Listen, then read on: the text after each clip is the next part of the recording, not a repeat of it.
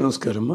గురుగారు, పురాణాల్లోని మనకి ఋషులు గాని, మునులు గాని వాళ్ళు వరాలిస్తారు, శాపాలు పెడతారు అని అంటూ ఉంటారు.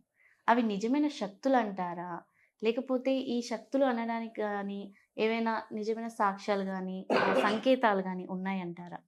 దీనికి ఋషుల దాకా వెళ్ళక్కర్లేకుండా హ్మ్. నిత్య జీవితంలో చూద్దాం. హ్మ్. మీరు దారిపోతున్నారటో, హ్మ్.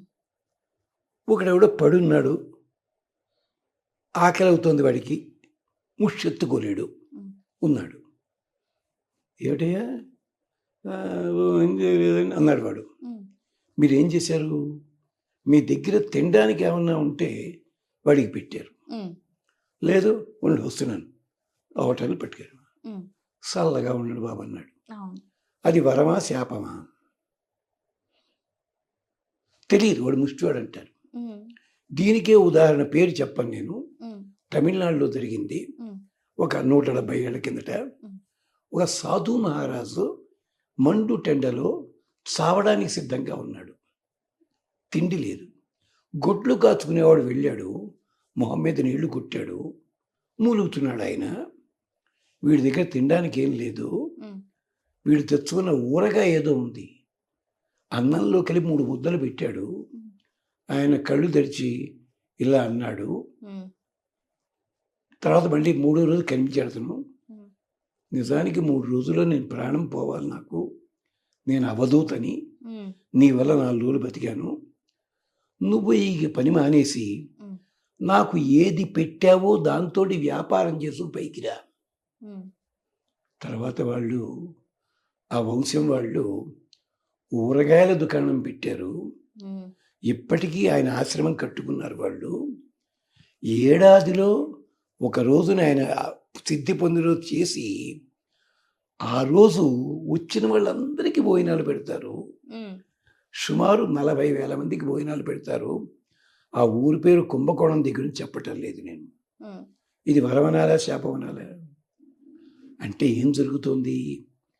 శాపము అంటే, శప అంటే హెచ్చరిక. హ్మ్.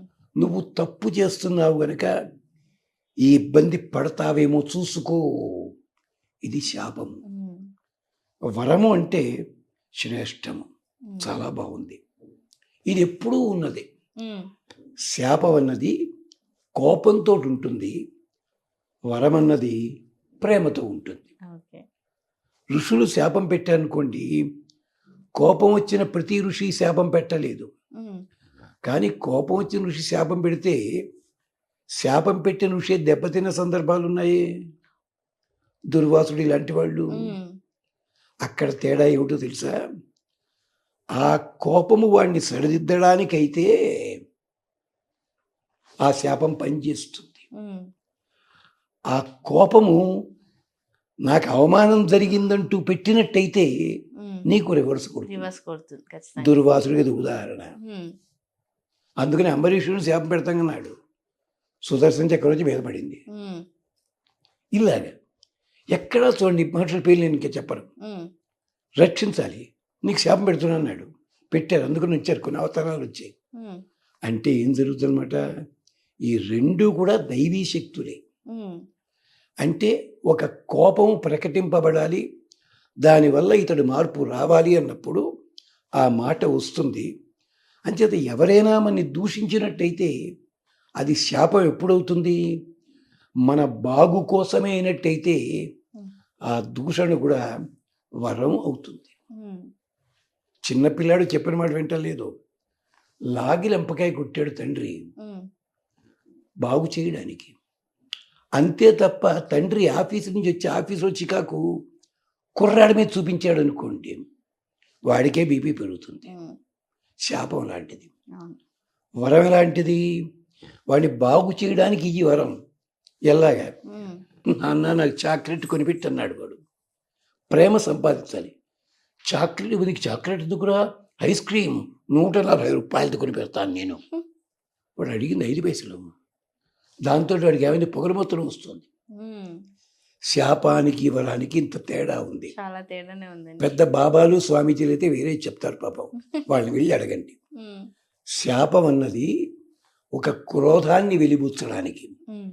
ఈ క్రోధం గనక ఎదటివాడికి బాగుకే అయినట్టయితే ఉమ్, నీకు రక్షణ, వాడికి రక్షణ.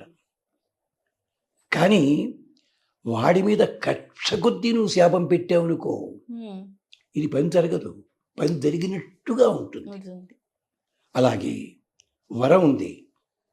మా ఒక్కొక్క దేవుడు వరం ఇస్తుంటాడు. ఉమ్, వాడు కోరాడుదా అని చెప్పి. ఉమ్, మరి వాళ్ళంతా ఎందుకు నాశనం అయిపోతున్నారండి?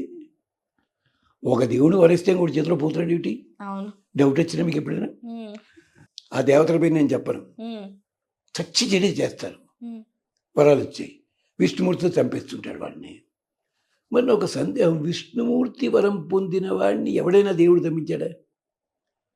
గమనించండి, శాపం ఇవ్వడం తప్పు కాదు, వరం ఇవ్వడం తప్పు కాదు. ఉమ్, వరం ఇవ్వండి. దుర్వినియోగం చేసుకుంటున్నాడు రాక్షసుడు. మీ దగ్గర పనిచేసేవాడికి ఉమ్, ₹2 వేయాల్సిన చోట ₹5 ఇచ్చారండి. వరం ఇది. ఉమ్, వాడు తాగేసి వచ్చి పిల్లని కొట్టాడు. తప్పెవరిది? డబ్బులు ఇచ్చిన అయిందా? కాదు కదా. అలాంటిది. వాళ్ళు అంచేత శాపానికి వరానికి చాలా తేడా. ఇంత తేడా ఉంటుంది. ఉమ్, వాడు అడిగాడు, నేను ఎవరి నెత్తి మీద చేపెడితే వాడు భూసం అయిపోవాలి. ఉమ్, వాడు మంచిదేనది. ఇచ్చాడు ఆయన. వరం ఎందుకు ఇచ్చాడు? వాడు చేసిన పని మంచిది, తపస్సు కష్టపడ్డాడు కనుక. అవును. కానీ వాడు దుర్వినియోగం చేశాడు. ఉమ్, అంచేత శాపము వరం వల్ల ప్రయోజనం ఏమిటి? మంత్రవాన్ని అడగడం కంటే ఉమ్, ఆ శాపం తిన్నవాడు ఒక్కసారి చెక్ చేసుకోవాలి తన్ని తాను. ఉమ్, నా తప్పు ఏమన్నా ఉందా? ఉందా లేదా అని. అలాగే వరం పొందినవాడు ఉంటాడు. ఉమ్, వరం పొందాను నేను అని పోతాడు వాడు. గర్వపడకూడదు. ఈ కథలన్నీ పురాణాల్లో ఉన్నాయి. ఉన్నాయి. ఉమ్, చేత శాపం అంటే క్రోధము కారణం చేత వచ్చింది. ఉమ్, వరము ఆనందం కారణం చేత వచ్చింది. శాపం వల్ల క్రోధము తగ్గాలి, క్రోధం వల్ల వీడు బాగుపడాలి. yes, అవును. వరం వల్ల అహంకారం పెరగకూడదు, ఉమ్, మంచితనం పెరగాలి. పెరగాలి. అది విశేషం అన్నమాట. ఓకే. ఇది చిన్న విశేషం, ఎవడు చెప్పటం లేదు. అవును. పురాణాలు చదవండి ఒక్కసారి. ఓకే గురుగారు, చాలా చక్కగా తెలియజేసే ధన్యవాదాలు.